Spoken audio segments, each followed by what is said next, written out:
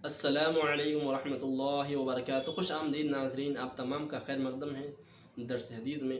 اللہ رب العزت کا لاکھ لاکھ شکر اور احسان ہے کہ اس نے ہمیں احادیث مبارکہ سننے اور سنانے کی توفیق عطا فرمائی تاکہ ہم اپنے دین کو سمجھ سکیں اور اس پر عمل کر سکیں۔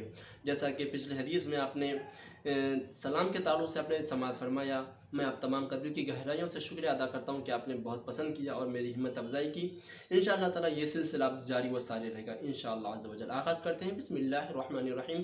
قال رسول اللہ صلی اللہ علیہ وسلم الطہور شطر الایمان۔ آقا کریم صلی اللہ علیہ وسلم ارشاد فرماتے ہیں پاکی آدھا ایمان ہے۔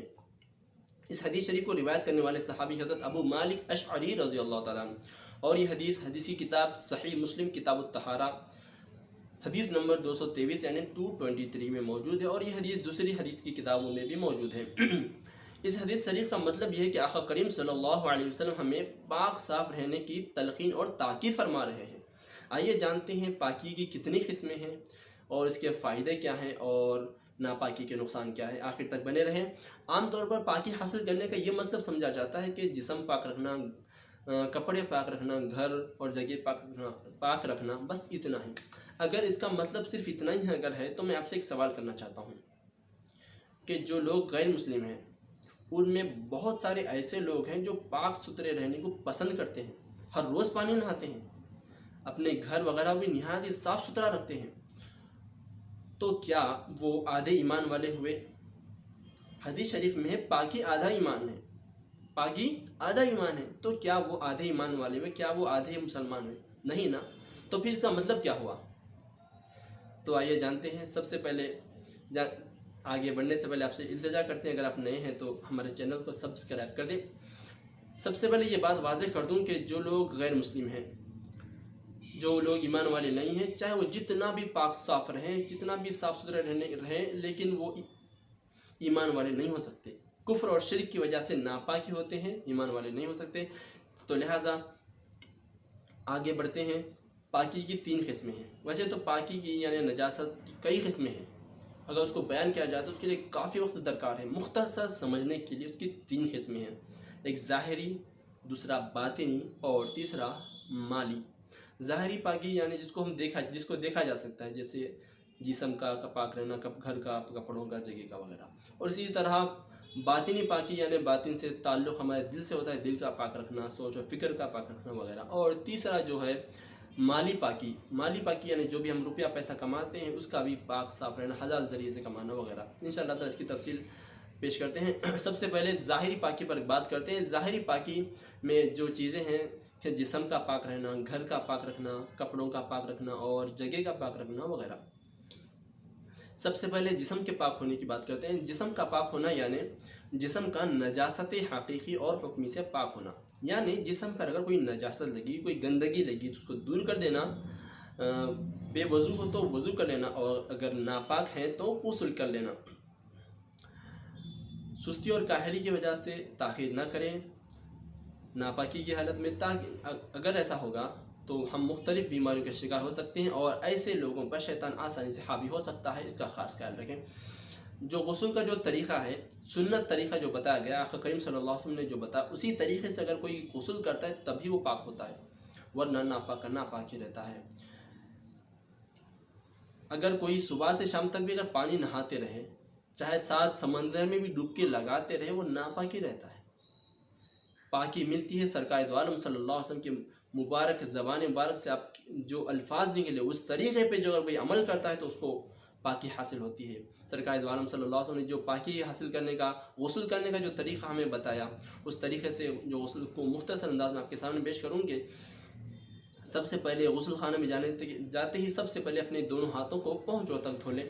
اس کے بعد میں جسم پر جہاں بھی نجاست لگی اس کو دور کریں اور شرمگاہوں کو بھی دھو لیں۔ اسی طرح اس کے بعد وضو کریں۔ اس کے بعد میں 3 جو غسل کے فرض بتائے گئے، یہ 3 فرض بہت ضروری، ان میں سے کوئی بھی چھوٹ جاتا ہے تو آپ کا غسل نہیں ہوتا۔ وہ کیا چیزیں ہیں؟ پہلا کیا ہے؟ کلی اور غرارہ کرنا۔ اگر روزے کی حالت میں تو غرارہ نہ کریں، صرف کلی کریں۔ اس کے بعد میں ناک کی نرم ہڈی تک پانی چڑھانا، اور तीसरा फ़र्ज़ ये है कि पूरे जिस्म पर इस तरह पानी बहाएं कि एक बाल बराबर जगह भी सूखी ना रहे। ये बस गुस्ल का तरीक़ा जो बताया गया है। और जिस्म के पाकी के ताल्लुक़ से ये बात भी आपके सामने पेश करूँ कि अपने जिस्म के जो ज़ायद नाखून और बाल है उसको हर 15 दिन में तराशें। हो सके तो रोज़ाना या एक दिनार तो ज़रूर पानी नहाने की कोशिश करें और हमेशा ये कोशिश करें कि बावज़ू रहें। आगे बढ़ते हैं, घर की पाक होना। घर का पाक होना जैसे मैंने कहा तो आपके जहन में ये बात होगी, घर में कचरे वगैरह से घर पाक रखना और बर्तन वगैरह सब साफ़ सुथरे रहना। जो ज़रूरी बात है वही आपके सामने पेश करूँगा। एक ख़ास बात आपको बताऊँ कि जो घर की जो चीज़ें हैं, जो सामान है, उसका बेतरतीब होना ये भी नापाकी में शामिल है। मिसाल के तौर पर जो किताबें वगैरह है बेतरतीब रखी हुई, कपड़े बिस्तर वगैरह बेतरतीब रखा हुआ और बर्तन वगैरह इधर उधर पड़ा हुआ।